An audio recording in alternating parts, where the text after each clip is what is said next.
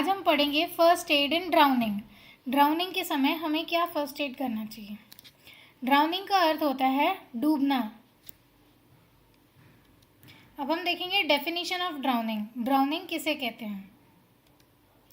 Respiratory impairment due to the aspiration of fluid into the lungs which causes respiratory arrest. जब कोई व्यक्ति डूबता है तो उसके लंग्स में क्या होता है, जिस उसका लंग्स या रेस्पिरेटरी सिस्टम में क्या होता है जिसकी वजह से वो सांस नहीं ले पाता। जब कोई डूबता है तो उसके लंग्स में पानी जाता है, उसके मुंह के अंदर से पानी जाता है जो कि उसके पूरे लंग्स में भर जाता है, जिस वजह से वो सांस नहीं ले पाता। उस कंडीशन को हम बोलते हैं रेस्पिरेटरी अरेस्ट। बिल्कुल भी सांस नहीं ले पाने की स्थिति को रेस्पिरेटरी अरेस्ट बोलते हैं, जिससे शरीर में ऑक्सीजन की कमी होती है और वो ऑक्सीजन हमारे ज़रूरी अंगों तक नहीं पहुंच पाता और वो धीरे धीरे काम करना बंद कर देते हैं। अगर रेस्पिरेटरी अरेस्ट को समय पे मैनेज नहीं किया जाए तो जो व्यक्ति डूब रहा है उसकी मृत्यु हो सकती है। अब हम देखेंगे कॉजेस ऑफ ड्राउनिंग, किस किस वजह से ड्राउनिंग होती है। फर्स्ट है इजी एक्सेस टू वाटर। अगर पानी बहुत अगर आसपास कोई पानी के स्रोत हो तो उसमें गिरकर डूबने के चांसेस होते हैं। फ्लड यानी बाढ़। ट्रैवलिंग ऑन वाटर, अगर हम वाटर से यात्रा कर रहे हैं जैसे बोटिंग कर रहे हैं और कोई हादसा हो जाए और गिर जाए तो उससे डूबने के चांसेस होते हैं। अगर बच्चों पर ध्यान नहीं दिया जाए तो बच्चे स्विमिंग पूल में या पानी के किसी स्रोत के पास हम पिकनिक के लिए गए हैं और बच्चों पर ध्यान ना दें तो बच्चों के डूबने के चांसेस ज़्यादा होते हैं। फिर नेक्स्ट है not knowing how to swim. अगर हमें तैरना नहीं आता तो भी डूबने के चांसेस ज़्यादा रहते हैं। Improper jumping, slips and falls. अगर सही तरीके से पानी में कूदा ना जाए तो उससे भी डूबने के चांसेस होते हैं। अगर पानी में स्लिप हो गए या गिर गए और हमारा सर किसी चीज़ पर लग गया, टकरा गया, जिससे कि बेहोश हो गए तो उस वजह से भी ड्राउनिंग हो सकती है। फिर नेक्स्ट है alcohol use before jumping into water. पानी में कूदने से पहले अगर अल्कोहल या शराब का सेवन किया है तो उस वजह से भी पानी में जाने के बाद घबराहट होती है या फिर अगर होश में नहीं है तो सही तरीके से फिर तैर नहीं सकते। फिर नेक्स्ट हम देखेंगे मेडिकल कंडीशंस जैसे कि एपिलेप्सी या झटके आना या मिर्गी जिसको बोलते हैं।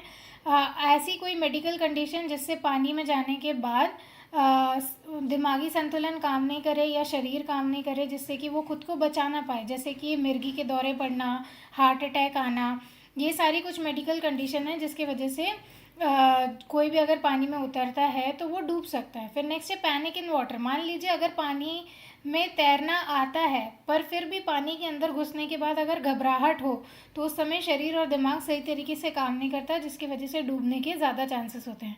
फिर नेक्स्ट है improper safety measures during water rides. कई बार क्या होता है वाटर राइड्स के लिए जाते हैं, जैसे हम फैमिली के साथ, दोस्तों के साथ कहीं पर पिकनिक पे जा रहे हैं, वहाँ पर बोटिंग हो रही है या वाटर राइड हो रही है तो सेफ्टी जैकेट नहीं पहना है, सही तरीके से सेफ्टी मेजर्स नहीं लिए हैं या हमारे साथ कोई गाइड नहीं है या हमें सही से बोट चलाना या राइड करना नहीं आता है या हमें वहाँ के लोकल वाटर का प्रेशर या टाइड्स के बारे में नहीं पता है तो पानी में गिरने और डूबने के चांसेस ज़्यादा रहते हैं। फिर ये जितने भी कॉजेस हमने देखे ये सब अनइंटेंशनल है, मतलब अगर गलती से कोई पानी में गिर जाए तो वो डूब सकता है। फिर नेक्स्ट है इंटेंशनल ड्राउनिंग। इंटेंशनल ड्राउनिंग मतलब जानबूझकर पानी में कूदना, जैसे कि सुइसाइड या आत्महत्या की स्थिति में होता है, तो इसके वजह से भी ड्राउनिंग हो सकती है। अब ड्राउनिंग में हम नेक्स्ट देखेंगे कि फर्स्ट एड क्या किया जा सकता है। सबसे पहले शाउट फॉर हेल्प, किसी चिल्लाना है ताकि लोग मदद के लिए आ सकें। फिर नेक्स्ट है look for any danger before trying to help. हमें खुद की सावधानी के बारे में पहले देखना है, खुद का बचाव करेंगे तभी दूसरों को भी बचा पाएंगे। तो हमें खुद देखना है आसपास कोई खतरा तो नहीं है या पानी के टाइड्स इतने ज़्यादा तेज़ तो नहीं है कि हम कूदेंगे बचाने के लिए तो खुद भी गिर जाए। फिर नेक्स्ट है रेस्क्यू द पर्सन ड्राउनिंग। जो डूब रहा है उसको बचाना है। रेस्क्यू करने के 3 तरीके होते हैं। फर्स्ट है रो, सेकंड है टो और थर्ड है गो। रो का मतलब होता है नाव चलाकर उस व्यक्ति तक पहुंचना। अगर हमें देखना है सबसे पहले कि आसपास कोई नाव की सुविधा उपलब्ध है कि नहीं। अगर नाव की सुविधा उपलब्ध नहीं है तो फिर टो करना है। टो का मतलब होता है रस्सी फेंक कर उस व्यक्ति को बचाना या उस व्यक्ति को अपनी तरफ खींचना। अगर वो भी पॉसिबल नहीं है तो फिर गो, तभी हम पानी में कूदकर उस व्यक्ति तक पहुंचेंगे जिसको हमें बचाना है।